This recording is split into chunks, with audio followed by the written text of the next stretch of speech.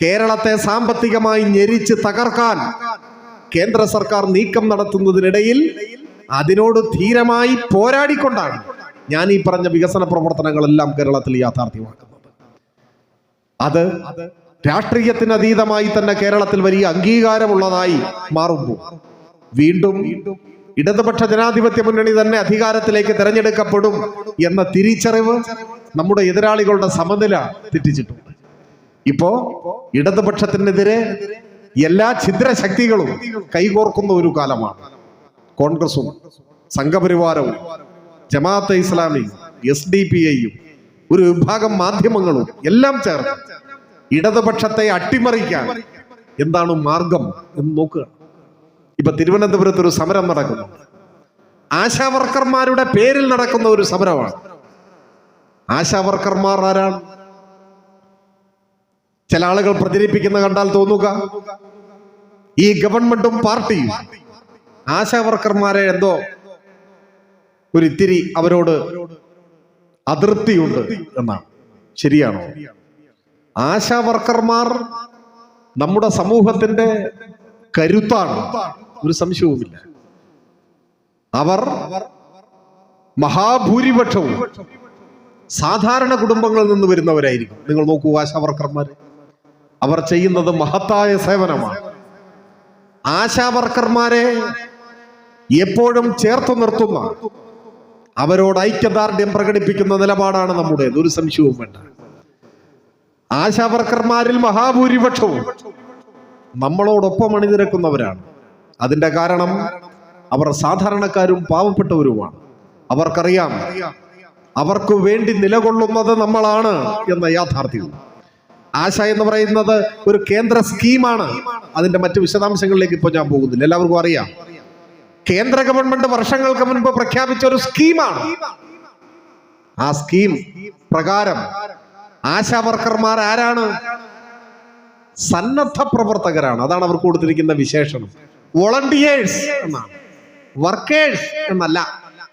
നമ്മൾ ആശാവർക്കർമാർ എന്ന് പറയും, പക്ഷേ കേന്ദ്ര ഗവൺമെന്റ് അവരെ വിളിക്കുന്നത് വോളണ്ടിയേഴ്സ് എന്നാണ്, സന്നദ്ധ പ്രവർത്തകർ. എന്തിനാ വിളിക്കുന്നത്? അവരോട് സ്നേഹം ഉണ്ടായിട്ടല്ല. അങ്ങനെ വിളിച്ചാൽ കൂലി കൊടുക്കണ്ട, മനസ്സിലായോ? ശമ്പളം കൊടുക്കണ്ട, അവർക്ക് വേജ് ഇല്ല, സാലറി ഇല്ല. പിന്നെന്താണ് ഉള്ളത്? ഇൻസെന്റീവ് ആണ് ഉള്ളത്. അത് തന്നെ എത്രയാണ്? 1 രൂപയാണെങ്കിൽ അതിൽ 60 പൈസ കേന്ദ്രം കൊടുക്കണം, 40 പൈസ സംസ്ഥാനം കൊടുക്കണം.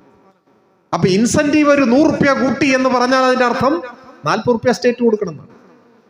പിന്നെ സംസ്ഥാന ഗവൺമെന്റ് അവർക്ക് കൊടുക്കുന്നത് ഓണറേറിയമാണ്. അത് ഇന്ത്യയിലെ ഓരോ സംസ്ഥാനം ഓരോ മാതിരിയാണ് കൊടുക്കുക. 2016 നമ്മുടെ ഗവൺമെന്റ് അധികാരത്തിൽ വരുമ്പോൾ കേരളത്തിലെ ആശാവർക്കർമാരുടെ ഓണറേറിയം 1000 രൂപയാണ്. 1000 രൂപ. 1000 ആയതിന്റെ നാൾവഴിയിലേക്ക് ഇപ്പൊ ഞാൻ പോകുന്നില്ല. 1000 ആണ്. 1000 നമ്മൾ വർദ്ധിപ്പിച്ചു. എന്തിനു വർദ്ധിപ്പിച്ചു? ഈ കേന്ദ്രം കേരളത്തോട് ഇങ്ങനെ സാമ്പത്തിക യുദ്ധം പ്രഖ്യാപിക്കുമ്പോ നമ്മൾ എന്തിനാ വർദ്ധിപ്പിക്കാൻ പോയത്? അതൊക്കെ അങ്ങനെയാണെങ്കിലും എങ്ങനെയെങ്കിലും മിച്ചം വെച്ച് മുണ്ടുമുറുക്കിയെടുത്ത പണം കണ്ടെത്തി നികുതി പിരിവ് ഊർജിതപ്പെടുത്തി ഈ ആശാവർക്കർമാരെ സഹായിക്കണം എന്ന നിശ്ചയദാർഢ്യത്തിന്റെ ഭാഗമായി 1000 നമ്മൾ 2000 ആക്കി, 2000 4000 ആക്കി, 4000 5000 ആക്കി, 5000 6000 ആക്കി, 6000 7000 ആക്കി, ഇപ്പൊ 7000 അല്ലേ? അതാണ് 8 കൊല്ലത്തിനുള്ളിൽ 7 ഇരട്ടിയായി കൂട്ടി. മതിയോ? പോരാ. ഇപ്പോ ആശാവർക്കർമാർക്ക് ലഭിക്കുന്ന ഓണറേറിയം ഒരു 4 ഇരട്ടിയായി വർദ്ധിപ്പിച്ചാലും തകരാറൊന്നുമില്ല എന്ന് തന്നെയാണ് നമ്മുടെ അഭിപ്രായം. അവരത് അർഹിക്കുന്നു. അപ്പോഴോ ഇനിയും വർദ്ധിപ്പിക്കണം. എപ്പോ വർദ്ധിപ്പിക്കും? കേരളത്തിന്റെ സാമ്പത്തിക സാഹചര്യങ്ങളെ ഇങ്ങനെ ഫലപ്രദമായി മാനേജ് ചെയ്യാൻ ധനകാര്യ വകുപ്പ് ശ്രമിക്കുകയാണ്. കേന്ദ്രം നമ്മുടെ ആപ്പീസ് പൂട്ടിക്കാൻ ശ്രമിക്കുകയാണ്.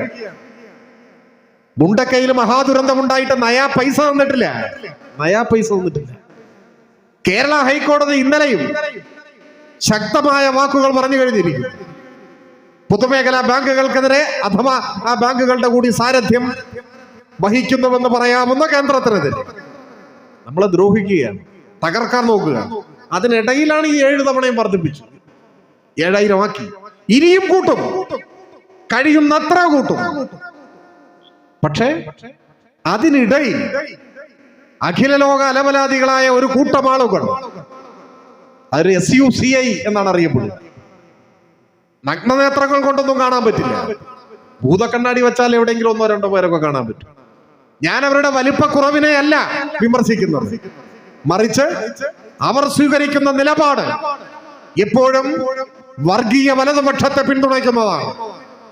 സാധാരണക്കാരന്റെയും പാവപ്പെട്ടവന്റെയും പട്ടികജാതിക്കാരന്റെയും ആദിവാസിയുടെയും ന്യൂനപക്ഷത്തിന്റെയും സ്ത്രീകളുടെയും പ്രയാസം അനുഭവിക്കുന്ന ജനവിഭാഗങ്ങളുടെയും താല്പര്യങ്ങളെ സംരക്ഷിക്കുന്ന CPIM-നെതിരായിട്ടാണ്. CPIM-നെതിരെ ഏത് ഹീനമായ ആയുധവും എടുത്ത് പ്രയോഗിക്കാൻ ഒരു മടിയും കാണിക്കാത്ത നെറികെട്ട ഒരു വിഭാഗമാണ് SUCI എന്ന് പറയുന്നത്.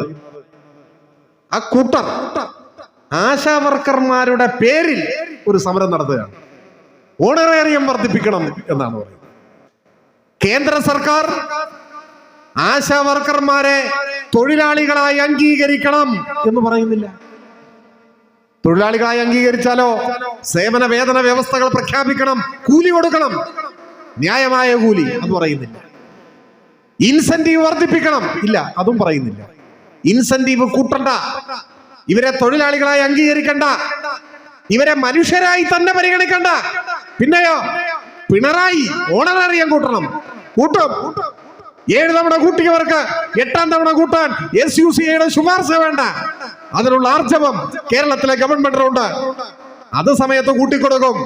പക്ഷേ ഈ പാവപ്പെട്ട ആശാവർക്കർമാരെ ചൂണ്ടിക്കാണിച്ച് കേരളത്തിലെ മാധ്യമങ്ങളുടെയും വലതുപക്ഷ പിന്തിരിപ്പന്മാരുടെയും പിന്തുണയാർജിച്ച് ഈ ഗവൺമെന്റിനെതിരായ ഒരു അട്ടിമറി നടത്താൻ പറ്റുമോ എന്നാണ് നോക്കുന്നത്.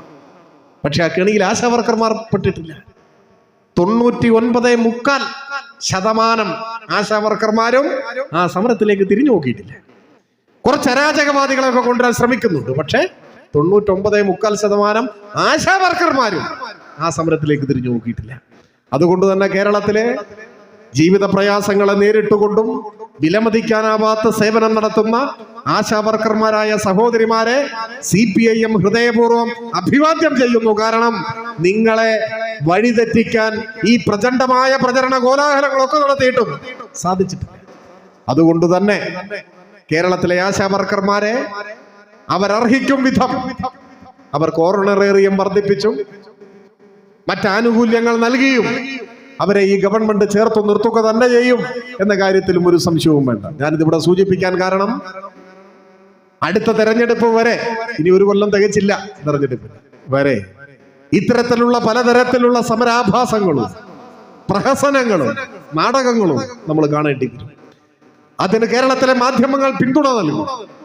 വലതുപക്ഷ രാഷ്ട്രീയവും വർഗീയ വിധ്വംസക ശക്തികളും കൈകോർത്തു നിൽക്കും. നട്ടാൽ മുളയ്ക്കാത്ത നുണകൾ പ്രചരിപ്പിച്ചുകൊണ്ടേയിരിക്കും. അത്തരത്തിലുള്ള ഏത് ഹീനമാർഗവും സ്വീകരിക്കാൻ അവരെ പ്രേരിപ്പിക്കുന്നത് ഇടതുപക്ഷം 3ാം ഊഴത്തിലേക്ക് നീങ്ങുന്നു എന്ന യാഥാർത്ഥ്യമാണ്. അതെല്ലാം സമനില തെറ്റിയവരുടെ വിഭ്രാന്തികളായി കണ്ട് തള്ളിക്കളയാനും ആധുനിക കേരളത്തിന് പുതിയ രൂപഭാവങ്ങൾ നൽകുന്ന നവകേരള സൃഷ്ടിക്ക് വേണ്ടി പ്രയത്നിക്കുന്ന ഇടതുപക്ഷ ജനാധിപത്യ മുന്നണിയുടെ ഗവൺമെന്റിനെ കണ്ണിലെ കൃഷ്ണമണി പോലെ കാത്തു സൂക്ഷിച്ച് ഈ നാടിന്റെ നമ്മുടെ നാളെയെ കരുതി ധീരമായ നിലപാട് സ്വീകരിച്ച് ഇടതുപക്ഷ രാഷ്ട്രീയത്തിന്റെ ഭാഗമായി ഈ നാടിനെ ആകെ ശരിയായ പാതയിൽ നയിക്കാൻ മാധവൻ വൈദ്യരുടെ യഥാർത്ഥ പിൻഗാമികളായി നിങ്ങൾ രംഗത്തിറങ്ങണം എന്നാണ് എനിക്ക് അഭ്യർത്ഥിക്കുവാനുള്ളത്. മറ്റൊരു കാര്യത്തിലേക്കും കടന്നു പോകാതെ, എനിക്കൊരിക്കലും നേരിട്ട് കാണുവാനോ സംസാരിക്കുവാനോ കഴിയാതെ പോയ മാധവൻ വൈദ്യരുടെ ദീപ്തമായ ഓർമ്മകളുടെ മുൻപിൽ ഒരു പിടി രക്തപുഷ്പങ്ങൾ അർപ്പിച്ചുകൊണ്ട് ഈ വൈകിയ വേളയിൽ നമുക്കെല്ലാം ഒരുമിച്ച് സഖാവ് മാധവൻ വൈദ്യർക്ക് അഭിവാദനങ്ങൾ അർപ്പിക്കാം എന്ന് സൂചിപ്പിച്ചുകൊണ്ട് ഞാൻ എൻ്റെ എളിയ വാക്കുകൾ അവസാനിപ്പിക്കുന്നു. അഭിവാദനം.